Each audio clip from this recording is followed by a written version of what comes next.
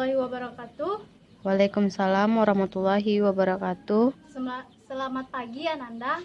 Pagi Bu. Bertemu lagi dengan Ibu Indah Nurillah dalam mata pelajaran Bahasa Indonesia pada pertemuan yang kelima. Sebelum masuk proses pembelajaran, Ibu meminta untuk kepada ketua kelas untuk memimpin doanya. Baik Bu. Terima kasih kepada ketua kelas yang sudah memimpin doanya.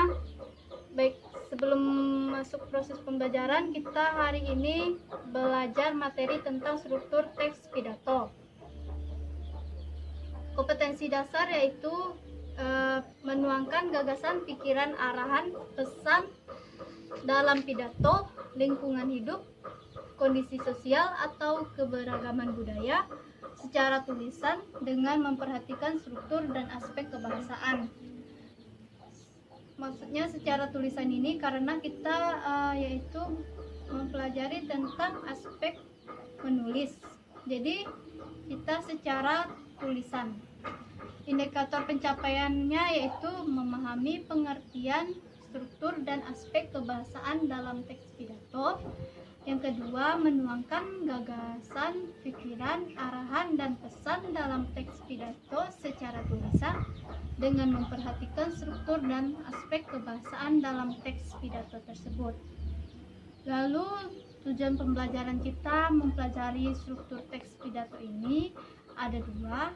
Yang pertama yaitu peserta didik mampu memahami pengertian, struktur, dan aspek kebahasaan teks pidato dengan memperhatikan struktur dan aspek kebahasaan. Lalu yang kedua, peserta didik mampu menuangkan gagasan, pikiran, arahan, dan pesan dalam pidato dengan memperhatikan struktur dan aspek kebahasaan dalam teks pidato tersebut. Sampai di sini ada yang ingin ditanyakan? Tidak ada Bu. Baiklah, jika tidak ada, langsung saja kepada Ananda. Tadi Ibu belum mengambil absen ya? Iya Bu. Baiklah, Ibu akan mengambil absen terlebih dahulu. Baik Bu. Aulia. Hadir Bu. Ahmad. Hadir Bu. Amel. Hadir Bu. Bella. Hadir Bu. Cindy. Hadir Bu. Putri. Hadir Bu. Salsa. Hadir Bu. Nabila. Hadir Bu. Ya, Ananda hadir semua. Baiklah, Ibu akan membagi kelompok 8 kelompok, yaitu 8 kelompok. Setiap kelompok terdiri dari 4 sampai 5 orang. Jadi kelompoknya itu sesuai dengan urutan nomor absen saja ya. Silakan Ananda bagi dan duduk berkelompok ya. Iya Bu. Sudah Ananda? Sudah Bu. Ya, baiklah, jika sudah Ibu akan menayangkan video orang sedang membaca teks pidato ya. Iya Bu. Sudah nampak Nanda? Sudah Bu. Baiklah, jika sudah Ibu akan membagikan lembar kerja. Silakan untuk dibagikan kepada temannya ya. Iya Bu. Baiklah Nanda, di sana sudah Ibu siapkan lembar kerja. Setelah Nanda melihat atau mengamati tayangan video tadi, Ananda Ibu suruh mencari struktur teks pidato ya. Iya Bu. Silakan jika ada yang ingin bertanya atau mengalami kesulitan, silakan untuk meminta bantuan Ibu ya. Silakan Baik, Bu. Ananda. Ibu memberikan waktu 30 menit untuk pengerjaan. Sudah Bu. Sudah? Baiklah, jika sudah, perwakilan kelompok tadi, ya kan ada 8 kelompok ya. Iya Bu. Silakan untuk minimal 1 perwakilan untuk maju ke depan dan menyimpulkan hasil diskusi tadi. Baik, Bu. Diskusi mengenai struktur teks pidato tadi, silakan. Kelompok siapa yang ingin maju? Kelompok 4, Bu. Baik, silakan Ananda, kelompok 4. Baik, Bu. Saya perwakilan dari kelompok 4 akan menjelaskan hasil diskusi kami yang tadi ya, Bu. Ya. Yang pertama, struktur teks pidato. Di situ ada pembukaan. Terdapat di dalam pembukaan itu ucapan salam, ucapan penghormatan, dan ucapan syukur. Yang kedua, yaitu ada isi. Di dalam isi tersebut terdapat inti dari teks pidato itu. Yang ketiga, yaitu penutup. Penutup tersebut terdapat kesimpulan, terus permintaan maaf, dan ucapan salam.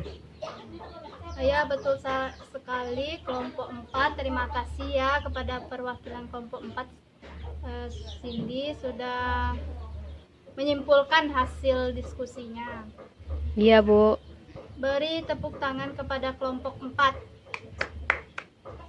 Baiklah. Selanjutnya, setelah tadi kan kelompok 4 sudah menyimpulkan. Sekarang Ibu ingin mengulas sedikit materi kita tentang hari ini, yaitu struktur teks pidato. Betul yang disampaikan oleh kelompok 4 tadi, yaitu struktur teks pidato itu ada 3. Yang pertama itu pembukaan. Pada bagian pembukaan, naskah pidato umumnya berisi salam pembuka, ucapan penghormatan, dan ucapan syukur. Salam pembuka dapat diwujudkan melalui beragam ungkapan, sesuai dengan tradisi atau konteks yang menyertainya. Seperti yang lazim kita temukan, salam pembuka diwujudkan melalui beberapa ungkapan, misalnya Assalamualaikum warahmatullahi wabarakatuh. Bisa juga salam sejahtera bagi kita semua. Bisa juga selamat pagi. Bisa juga salam olahraga. Nah, itu ucapan salam pembuka.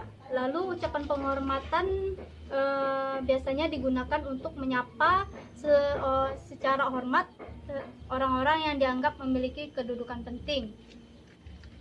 Contohnya, misalnya yang terhormat Gubernur Provinsi Sumatera Barat, yang terhormat Kepala Dinas Pendidikan Provinsi Sumatera Barat.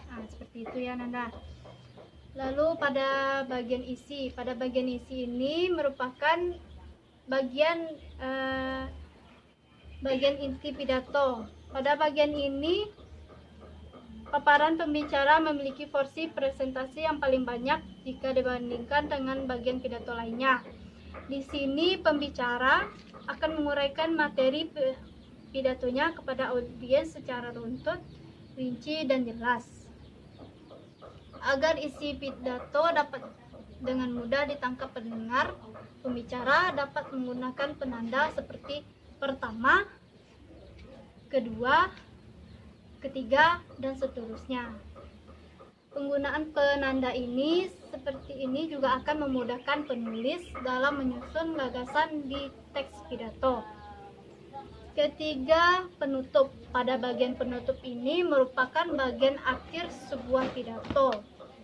Pada bagian akhir ini biasanya juga berisi, betul tadi yang disebutkan kelompok 4, berisi tentang kesimpulan, permintaan maaf jika ada kekhilafan, dan berisi salam penutup. Baiklah, dari situ ada yang ingin bertanya? Baiklah Nanda, jika tidak ada pertanyaan, Ibu akan memberikan Ananda PR di rumah, yaitu mencari struktur teks pidato persuasif. Yang tadi ada salam pembuka, isi, dan salam penutup. Apakah Ananda mengerti? Mengerti, Bu. Baiklah, Ibu akhiri pertemuan hari ini dengan Assalamualaikum warahmatullahi wabarakatuh. Waalaikumsalam warahmatullahi wabarakatuh.